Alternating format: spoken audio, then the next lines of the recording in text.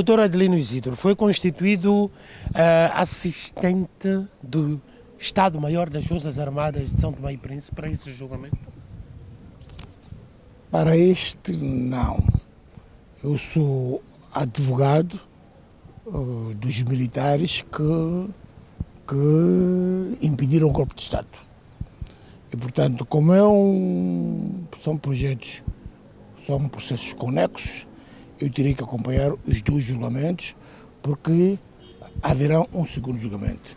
Eu terei que trabalhar obrigatoriamente neste processo. Aliás, alguns desses militares que diz terem impedido o golpe de Estado estão hoje a prestar declarações enquanto testemunhas de acusação.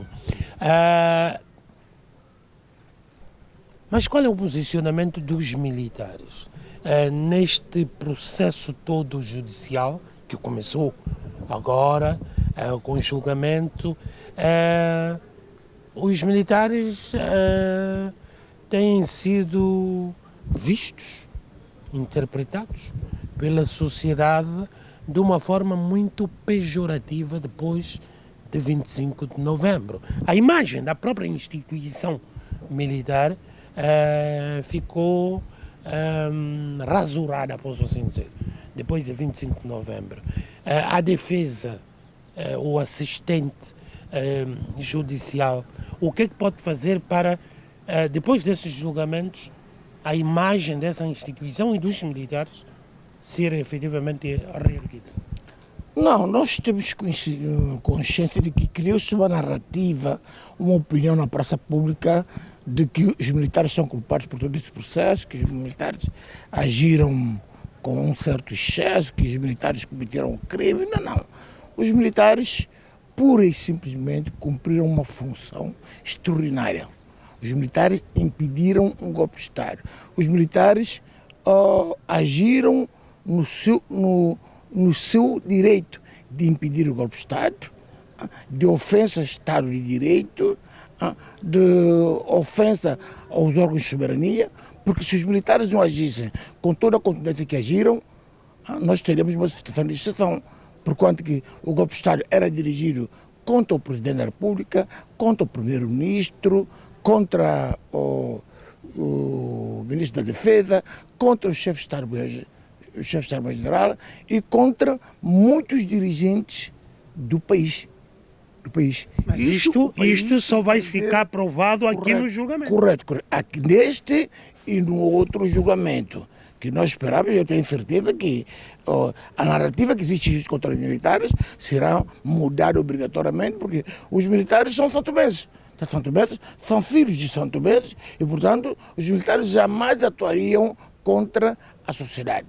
Os militares agiram de forma contundente, defendendo o Estado Democrático de Direito e os órgãos constitucionalmente eleitos. Essa narrativa crítica aos militares é sustentada sobretudo com o facto de ter acontecido situações de tortura e que conduziram à morte de 4 cidadãos que já estavam sob custódia dos militares. Não houve tortura. Jamais houve qualquer tipo de tortura. Pelo contrário, os militares agiram, houve algum excesso, que se pode dizer que houve excesso de um ou outro, não exagerar como os militares. Não, os militares agiram no exercício do direito, na legítima defesa, no exercício do direito, no exercício de um poder constituído, na defesa do Estado de Santo Tomé, na defesa da sociedade de Santo Tomé. Consumado essa defesa, havendo um outro excesso, nós estamos aqui no julgamento para nós apurarmos a responsabilidade desse excesso, mas não dizer que os militares cometeram tortura, porque não houve tortura nenhuma.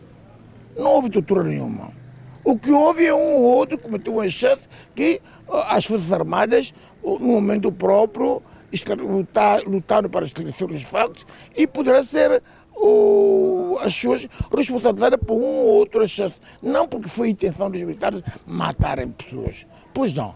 Esse julgamento deste caso em concreto da alegada tortura e morte de cidadãos nacionais, alegada não, a morte é real. Correto. Desses cidadãos, esse julgamento vai acontecer de facto. Vai acontecer de facto, e nós estamos aqui, e quando digo nós, que são os poderes instituídos estão trabalhando no sentido de este julgamento realizar-se. Porque então ficaria um vazio na cidade de Santo Tomé em relação a isso. Mas eu tenho a certeza que os militares não seriam jamais sancionados. Eu tenho certeza como advogado, acho que os militares não seriam jamais sancionados, porque eles agiram no exercício do direito. Agiram em legítima defesa dos poderes constituídos, em legítima defesa do Estado Democrático de Direito. E se eles não agissem, a situação seria muito pior para a sociedade santomense. E, portanto, se houve um ou outro excesso que nós poderíamos apurar... Está a dizer, doutor, que um crime justifica a prática do outro? Não, jamais. Jamais. Porque é uma questão de direitos humanos. Mas os militares não praticaram crime nenhum.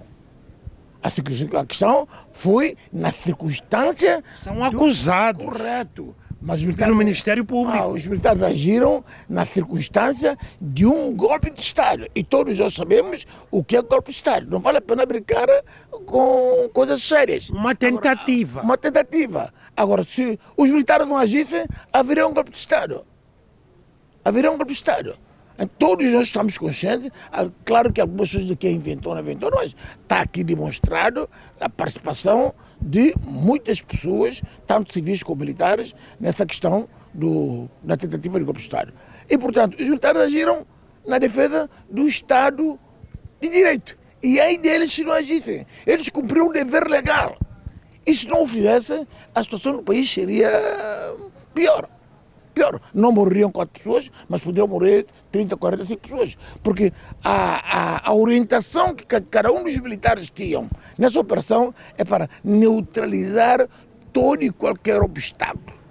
Toda e qualquer pessoa que aparecesse, que impusessem agissem contra o próprio Estado, os militares tinham orientação, os golpistas tinham orientação para bater. Mas felizmente eles não tiveram capacidade, nem tampouco tiveram oportunidade de cumprir o golpe de Estado, porque eles foram neutralizados, correto. Tendo sido neutralizados, correto. Como foram, sim.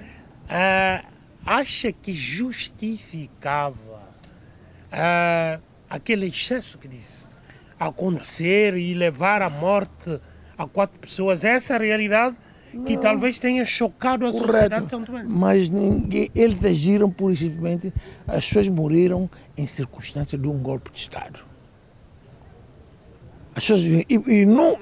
E no momento do golpe de Estado... Mas as autoridades do país tinham anunciado que não havia nenhuma morte. Eu, por acaso, não ouvi isto. Não sei de onde é que essa informação saiu. As declarações públicas do primeiro-ministro, nas primeiras horas do dia em causa, indicava que, graças a Deus, não houve nenhuma morte. Todos estão detidos e sob a alçada das Forças Armadas. É normal que o primeiro-ministro tenha feito essa declaração porque ele não estava no local dos factos. Os factos evoluíram. E, portanto, ninguém vai para o golpe de Estado, ninguém assalta um quartel para receber flores. O que resultou nessas mortes? Não, o desenvolvimento da situação para o desbloqueamento da situação resultou em morte de um outro golpista. E, portanto, ninguém vai para uma tentativa de golpe de Estado. Ninguém vai assaltar quartel para receber flores. Inclusive, dos 4 que morreram, 2 fizeram declarações e estar nos autos, declarações de 2 deles, despedindo a família. Dizendo à família, por favor, cuide dos meus filhos, porque eu vou para uma operação, não sei se eu volto vivo. Eles sabiam do risco que ia ocorrer. Sabiam. Então, portanto, os militares agiram em legítima defesa. E quando os militares agem, eles agiram com a contundência normal, no exercício de um direito, protegido pela lei, porque todo mundo sabe que ninguém deve assaltar um quartel. E quando vai se assaltar um quartel, tudo é possível. E, portanto, eu como advogado dos militares, nós estamos a trabalhar no sentido de mostrar à sociedade santomense de que os militares não são culpados pela morte nenhuma. Jamais. Porque se aqueles cidadãos tivessem nas suas casas, não seriam vítimas.